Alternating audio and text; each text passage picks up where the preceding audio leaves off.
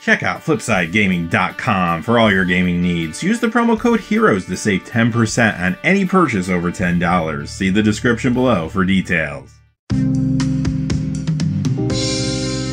Hey there, this is John from Heroes and Legends, and today we got to look at the new Gruul mechanic and a few cards from Ravnica Allegiance. We'll be digging into all that information for you today. And since this will be a relatively short video, I'm just going to simply say if you check out the description below, you'll find a few ways to support the channel. Always appreciated, but not necessary. Your viewership is enough for me, but let's get into it. Here is the Gruul pre-release pack. We got our first look at it today with Domri Raid on the front. This card shows off that new Gruul mechanic, and we'll talk about the mechanic and the card right now, but this is Frenzied Arynx. It costs a green, a red, and 2. It's a Cat Beast common 3/3 with the new mechanic Riot, which means this creature enters the battlefield with your choice of a +1/+1 counter or haste. In addition, this has Trample, and also the ability if you pay a green, a red, and 4, it will get +3/+0 until end of turn. So that's a pretty interesting mana sink, although it's a little expensive, but pretty decent, especially with Trample attached to it. But let's talk about Riot first, then we'll talk about this card. So basically, whenever it enters the battlefield, whether you cast it, you cheated it into play somehow, whatever, you have a decision to make. You can either give it haste, or it gets a +1/+1 counter. No one can respond to your decision, it just happens, and note that it does not lose haste at the end of turn, which occasionally will be relevant. Also, if something were to double the Riot effect on the card for some reason, you would make each choice independently, so that would mean either 2 +1/+1 counters, or a +1/+1 counter in haste, or haste twice for some reason if you wanted to do that, whatever you choose. Very simple, very easy, but feels very Gruul.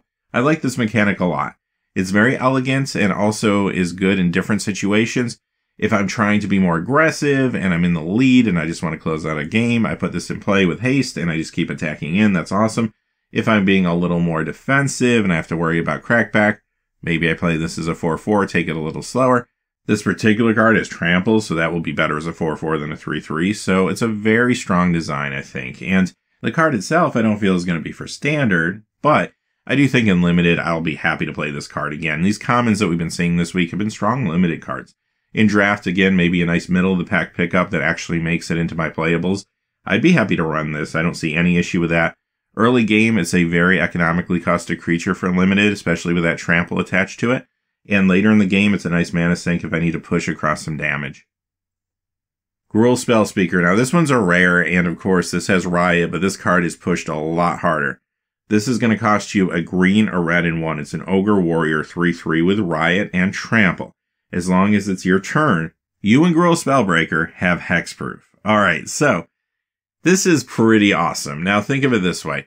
3 casting costs for either a 3/3 Trample with haste, or 3 casting costs for a 4/4 Trample without haste, and it has that ability attached to it. Not only is this an awesome limited card like the last one we saw, this is also a card that will see standard play. What really appeals to me about this card is that the hexproof ability on your turn will be relevant against control builds especially, but the haste option here is a great way to weaken or take out Teferi. So I do think this is kind of a nice addition to the standard format to just kind of keep things in check a little bit, kind of balance out some of those control builds that have been very successful over the last few months. This definitely sees standard play as a counterpoint to Teferi, but also it's a solid card on its own. This hexproof, even though it only works on your turn on this creature as well as on yourself, is pretty relevant, and you're getting a lot here for the casting cost. Alright, with that being said, that's what we got for today. Going back to that Riot mechanic for just a second, I really like it. It feels very Gruul to me. I feel as if it's simple, not overcomplicated, but still strong, and is really themed well to that particular guild. So I feel like compared to the Simic one we saw yesterday, which felt like a good mechanic, but maybe a little off for Simic, this one does not feel that way to me at all. It feels very spot on. With that being said, tomorrow we're going to see the Azorius mechanic and maybe a couple more cards, I would assume. So until next time, hey, thanks for watching. Please remember to like and subscribe, and have a great day. Hey, thanks for watching. This video is made possible through the generous support of viewers like you on Patreon. Check out the description below for links to our Patreon page, as well as our Amazon affiliate store, where a small percentage of all sales will also help support the channel. Finally, if you haven't had a chance yet to subscribe, hit that subscribe button so you don't miss any of the new videos on Heroes and Legends. Talk to you again soon, and have a great day.